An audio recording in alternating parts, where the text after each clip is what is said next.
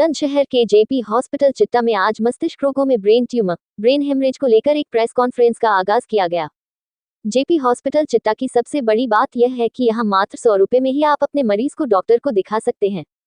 Neuro surgery विशेषज्ञ doctor Rohit Pandey ने बताया कि ब्रेन ट्यूमर को बढ़ाने से कैसे रोका जा सकता है और हमको ब्रेन हेमरेज जैसी बीमारी से बचने के लिए क्या क्या सावधानियां बरतनी चाहिए। बुलंदशहर के जेपी अस्पताल में बेहद जटिल मस्तिष्क रोगों से पीड़ित मरीज का सफल उपचार बहुत ही कम रेट पर हुआ है।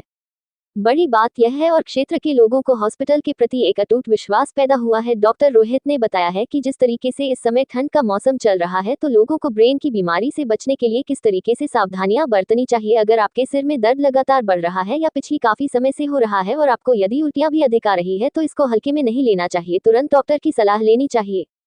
Doctor Sumit Pratap Singh unit head ने बताया है कि दिल्ली नोएडा जैसा इलाज अब आपके बुलंदशहर जनपद के जेपी हॉस्पिटल चिट्टा में ही एक ही छत के नीचे उपलब्ध है। इसके लिए बहुत ही अच्छा सवाल है आपका। एज ए न्यूरोसर्जन मैं आपको ये बताना चाहूँगा कि अगर सर में आम तौर पे लोगों को सर में दर्द होता है, बट कुछ चीज़ें और भी लक्षण होते हैं जैसे ब्रेन ट्यूमर में आ सकते हैं, जैसे सर दर्द के साथ उल्टियाँ आना, जब मरीज़ सुबह उठता है और सर में बहुत तेज़ दर्द होता है, साथ में अगर मरीज़ को किसी तरह का दौरा आता है या फिर ऐसा लगता है किसी हाथों में या पैरों में किसी तरह की कमजोरी आ रही है और हेडेक दवाई ले रहे हैं हम, ठीक हो जा रहा है लेकिन परसिस्टेंट है, हम देख रहे हैं कि हेडेक आ ही जा रहा है। कभी कभार तो सबको हो जाता है, साल में 6 महीने में एक बार तो सबको हो सकता है, लेकिन अगर आप देख रहे हैं कि आपको बार बार हेडेक हो रहा है और ये बाकी सब लक्षणों के साथ भी एसोसिएटेड है, जैसे कि आंखों से देखने की दिक्कत हो रही है, उल्टियाँ आ रही हैं सर दर्द के साथ में, दौरे आ रहे हैं या हाथों पैरों में कमजोरी आ रही है, तो इस केस में तुरंत हमें न्यूरोसर्जरी या न्यूरोलॉजी की सुविधा लेनी चाहिए, कंसल्टेशन लेनी चाहिए और एप्रोप्रिएट इमेजिंग कराना चाहिए ताकि उसका आगे का उपचार हो सके। बहुत सारे ट्यूमर हैं, बहुत सारे तरह के ट्यूमर होते हैं, बहुत सारे ऐसे ट्यूमर हैं कि जो कि सर्जरी से कम्प्लीटली क्यूरेबल हैं। कुछ ऐसे ट्यूमर हैं जिनके साथ सर्जरी के बाद एडजुवेंट थेरेपी की भी ज़रूरत पड़ती है, जैसे कि कीमोथेरेपी, रेडियोथेरेपी, परंतु बहुत सारे ऐसे भी तरह के ट्यूमर हैं केवल सर्जरी के बाद क्यूरेटिव हो जाता है और उसके बाद इंसान अपनी नॉर्मल लाइफ व्यतीत करता है।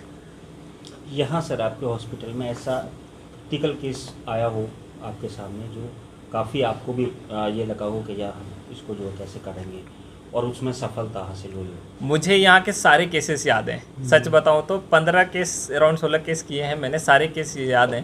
पहला जो केस था, 11 साल का बच्चा था, साइकिल चला रहा था, किसी ने उसको टक्कर मार दिया, उसको फ्रैक्चर हो गया और फ्रैक्चर होके हड्डी जो है ब्रेन में घुस गई थी अंदर।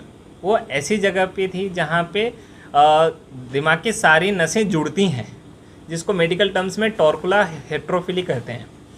वहाँ वो बहुत क्रिटिकल था क्योंकि उसको फ्रैगमेंट में निकालते नसों को इंजरी हो सकती थी, ब्लीडिंग बहुत ज़्यादा हो सकती थी, और वो उसको फ्रैक्चर को एड्रेस करना भी ज़रूरी था क्योंकि नहीं करते तो इन्फेक्शन हो जाता, ब्रेन में एब्सेस बन जाता है और उसके विजन में प्रॉब्लम आ सकती थी। तो उसको रात को ही हमने सर्जरी के लिए लिया और वो आज बच्चा आया नहीं है, लेकिन मुझे बहुत अच्छे से याद है कि वो कम्प्लीटली अच्छा हो गया है, अब अपना स्कूल जा रहा है। तो ये सारी चीज़ें एक हमेशा मेरे जहन में रहती हैं और मुझे याद रहता है, मैं अपने किसी मरीज़ को भूलता नहीं हूँ। जैसे कि मोनू जी के भी फादर की बात करी हमने, स्पाइन में एब्सेस हो गया था, पस हो गया था, पैराप्लेजिया हो गया था, एक पैर तो बिल्कुल ही काम नहीं कर रहा था, दूसरे पैर में बहुत थोड़ी सी ताकत थी, तो हमने उनको टाइम पे सर्जरी दी, टाइम पे सुविधा दी और आज अपने पैरों पे चल रहे हैं। इससे बड़ा मोटिवेशन मेरे लिए और कुछ नहीं है। एक बार को डॉक्टर सुमित बोले कि ये पेशेंट अफोर्डेबल नहीं है, मैं उसको सेवा देने के लिए तैयार हूँ, मैं सर्जरी करने के लिए तैयार हूँ। ये है कि मैं पेशेंट अच्छा होना चाहिए, उससे जो हमें मोटिवेशन मिलता है वो और उससे जो सेटिस्फैक्शन मिलता है वो हमें और किसी और चीज़ से नहीं मिल सकता। आपका नाम मैं जानना मेरा नाम डॉक्टर चर्चित गुप्ता है, मैं कंसल्टेंट न्यूरोलॉजिस्ट हूँ जेपी हॉस्पिटल चिट्टा में। जैसे कि स्ट्रोक, जो फालिस आम भाषा में लोग पैरालिसिस या कुछ भी, ये एक तरह से ब्रेन में जो धमनी, ब्रेन की आर्टरी में क्लॉट हो जाना या कभी कभी ब्रेन हाई बीपी से ब्रेन की आर्टरी फट जाना। तो 2 टाइप के स्ट्रोक होते हैं, एक होता है इश्यमिक स्ट्रोक जिसमें क्लॉट ब्रेन की आर्टरी की ब्रांच में क्लॉट आ जाता है, ब्रेन की सप्लाई कट हो जाती है, जिससे न्यूरोलॉजिकल डेफिसिट जैसे हाथ ना चलना, मुंह टेढ़ा हो जाना, जबान लड़खड़ाना, ऐसे सिम्टम्स हो जाते हैं। तो ये अगर इश्यमिक स्ट्रोक होता है, इसमें 3 से 4.5 घंटे में अगर ये लक्षण आदमी समझ जाता है, अस्पताल पहुंचता है, तो हम इस गोल्डन आवर में 3 से 4.5 घंटे में थ्रोम्बोलिसिस जो दवा एक होती है क्लॉट बस्टिंग ड्रग, उसको दे सकते हैं। और मेरा मानिए कि अगर पेशेंट इसके 6% साइड इफ़ेक्ट्स तो अपनी जगह हैं, लेकिन अगर ये टाइम से हम इस दवा को देते हैं तो पेशेंट का जो न्यूरोलॉजिकल डेफिसिट है वो रिवर्स हो जाता है। 3 से 4 दिन ऐसे हमने पेशेंट्स को अस्पताल से बिल्कुल 1 पावर की ग्रेडिंग होती है, 1/5 पावर पे आते हैं, 5/5 पावर में चले जाते हैं, मतलब पूरा हाथ उठा पाते हैं अपने। अच्छा डॉक्टर साहब, मेरा एक और जी। सवाल था, जिसे आपके यहाँ एक बहुत बड़ी बात है कि जिसकी चर्चा भी क्षेत्र में काफ़ी है कि केवल मात्र 100 रुपये फीस है आपके यहाँ। और बड़ी बात यह है कि कई पेशेंटों ने हमसे भी कहा है कि यहाँ जो इलाज जो होता है वो बहुत सस्ता इलाज है। इसके लिए आपका क्या आगे, जैसे ऑपरेशन में ये बताते हैं न्यूरो के में काफ़ी महंगा इलाज होता है, उसके बारे में आप ये तो बहुत अच्छी बात है कि इस क्षेत्र में जो ज़्यादा किसान लोगों का ऑक्यूपेशन मैक्सिमम किसान हैं, वो लोग इतना अफोर्ड नहीं कर पाते, और ये सुपर स्पेशलिटी केयर ओपीडी हम 100 रुपये में दे रहे हैं, तो इन सारे पेशेंट्स को लाभ मिल रहा है। और उसी क्वालिटी से अफोर्डेबल इस जनता को, अपने क्षेत्र को करने में हमको बहुत we feel very proud and हमें गौरव होता है इस चीज़ से कि पेशेंट ठीक होके टाइमली ट्रीट होकर वापस जा रहा है। लास्ट सवाल मेरा है सर, क्या सावधानियाँ बरतनी चाहिए हम लोगों के लिए देखिए, भी? कोई भी न्यूरोलॉजिकल बीमारियां, कुछ जैसे रिस्क फैक्टर्स होते हैं किसी भी बीमारी के, स्ट्रोक के रिस्क फैक्टर्स को जानना बहुत ज़रूरी है।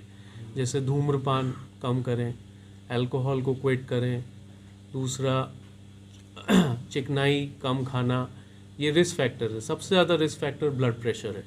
अपना रेगुलर ब्लड प्रेशर मॉनिटर कराएं। हाई बीपी के अपने कॉम्प्लिकेशंस होते हैं, इश्केमिक स्ट्रोक, हाई बीपी से ब्रेन की आर्टरी फट सकती है, हाई बीपी से लॉन्ग टर्म में डिमेंशिया जैसे ब्रेन में सिकुड़न आ जाना, तो ये कॉमनली। दूसरा कई चीज़ें जैसे रेगुलर फिज़िकल एक्टिविटी टाइमली, और दूसरा कुछ बीमारियों के लिए हमें अपने डाइट को फॉलो अच्छा करना है, डायबिटीज़ शुगर्स को अच्छी तरह कंट्रोल करना है, और अपना कुछ अपने लक्षण, अपने हर चीज़ें सिम्टम्स को, न्यूरोलॉजिकल सिम्टम्स को तुरंत इग्नोर ना करें। जैसे कि डॉक्टर रोहित ने बताया, ब्रेन ट्यूमर या हेडेक परसिस्टेंट है, बहुत वॉमिटिंग हो रही है, तुरंत अपने फिजिशियन को या न्यूरो फिजिशियन या न्यूरो सर्जन को दिखाइए और अर्लीस्ट ट्रीटमेंट लीजिए। इसी तरह के मिर्गी और नसों की बीमारियाँ। जी।